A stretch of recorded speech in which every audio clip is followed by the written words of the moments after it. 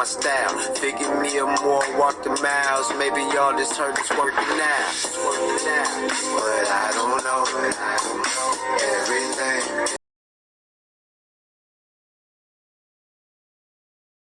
I wanted to continue a topic really quickly, what I mean by going into a situation with good karma, not bad karma. Let's just use cheating as an example. Let's say you meet someone freshly, they cheated on their spouse.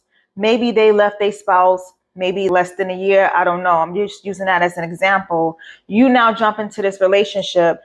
It's not to say that once a cheater, always a cheater, but at this day and age, it kind of do make you wonder what type of discipline that person may have that they cheated on that person. Sometimes when we get into a relationship, people like to say they're part of the story, but it's always three sides to a story: their side, the other person's side, and the truth.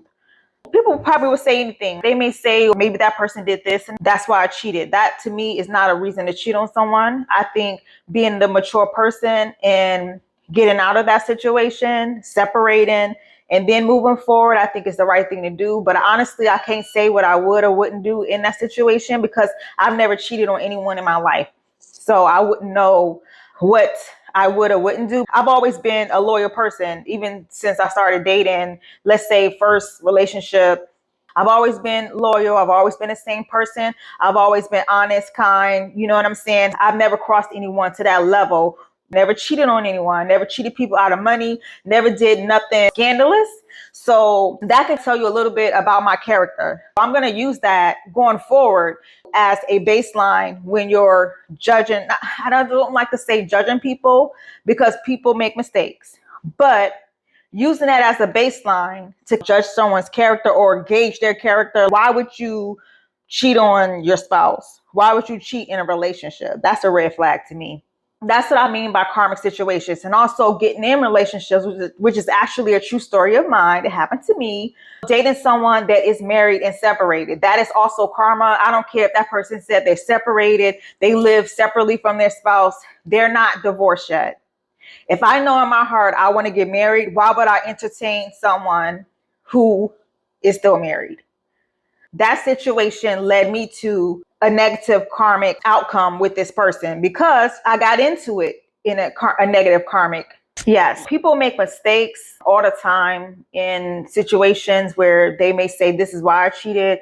But I don't think that's a good enough reason because I'm a A1 person.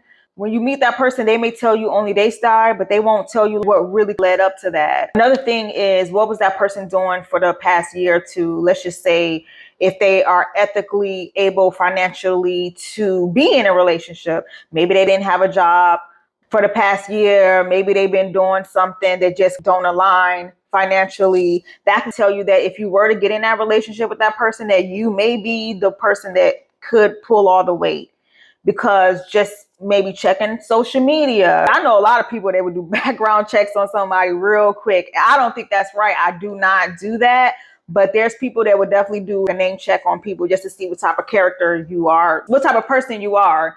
But looking at how they handle money, look at how they handle certain finances, that may give you a good idea that if I do decide to get in a relationship, I'm going to be the leader that's always leading. Going back to the tarot card, the yin and the yang, I'm going to be that person that's probably being a leader, taking on all the workload. If that's not something that you want to do, you may want to weigh the scale and say, I don't think that we should jump into a relationship. Maybe we can date. Moving on. Another example I would probably say is, how do people handle conflict?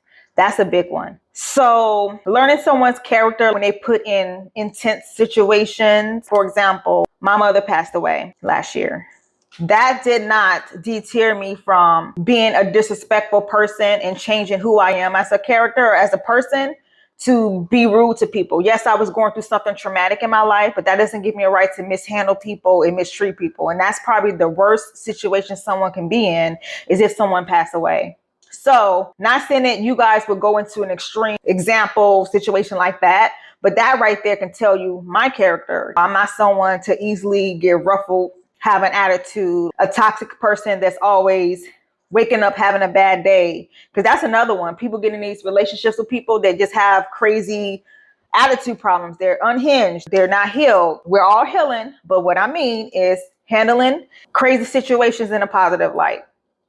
How do you handle conflict? I remember dating someone. And the funny thing is, it's the same person. This was a while ago, 5-6 years ago. But I remember dating someone, in a relationship with someone. This is the same person who was separated from their wife. That was the first time I've done that.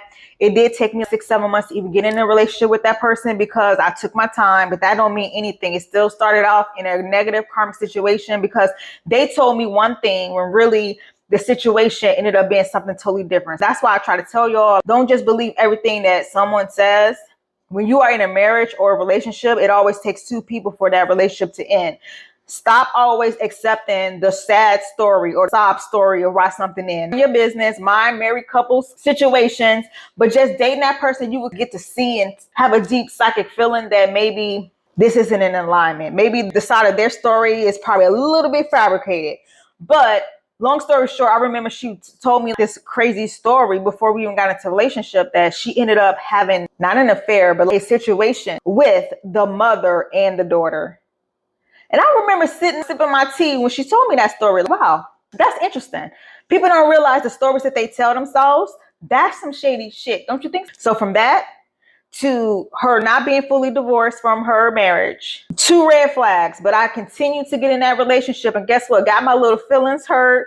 How you get them is how you gonna lose them. So just keep that in mind. I wasn't even on no shady shit. I just went based on what she told me.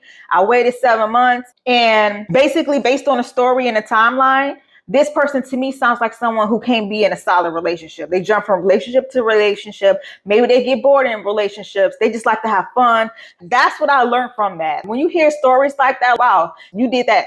At some point in your life, you did that. That was who you were.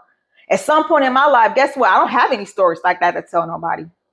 That's never been part of my story. So not to say people don't change, but pay attention. When people start telling you stories and going on and on, giving you that sad story, you may want to take notes and put that in the back of your head.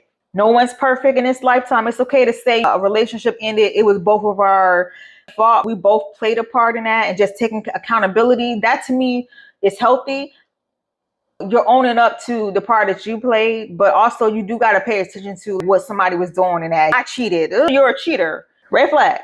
So I'm looking for a wife. I'm looking to get married. I'm looking for someone solid. How do I know you're not going to cheat on me? How did you handle that marriage? You know what I'm saying? Some people, oh, maybe my spouse wasn't giving me enough attention. They wasn't doing this, so I cheated. That's not a good enough excuse. Y'all go to counseling, talk to your spouse, handle it in an efficient way. If not, break up with that person, and not break up, but get a divorce and keep it moving. That doesn't give you a right to show that you're a weak person to cheat on someone. People did some messed up stuff to me in life, and I ain't never thought to cheat on somebody.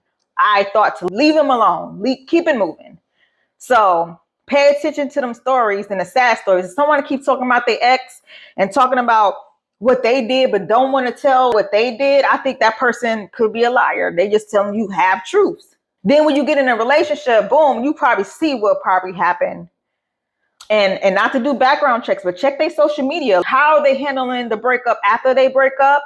What have they done the past year? Because let me tell you once again, I've seen people go through a lot of shit, and guess what? They kept moving. They started a business. They was traveling. They was getting that money. And you would never know behind the scenes all the stuff they were going through, because guess what? They were handling that in a positive way versus the next person. You just see them being lazy, being a bum, doing the same thing, not trying to work, not getting a job, letting they self go, not showing self-love on their socials. You can see pictures. You can see they're not really doing nothing with their life. And then you look at their ex, and you be like, they glowing, they shining. But I'm not going to sit up here and let myself go. I'm not going to continue to stop working, making money, traveling. You know what I'm saying? Being a good person, being positive. You know what I'm saying? So you got to pay attention to how a person's character is. Live past the dream with no ego and self-esteem and build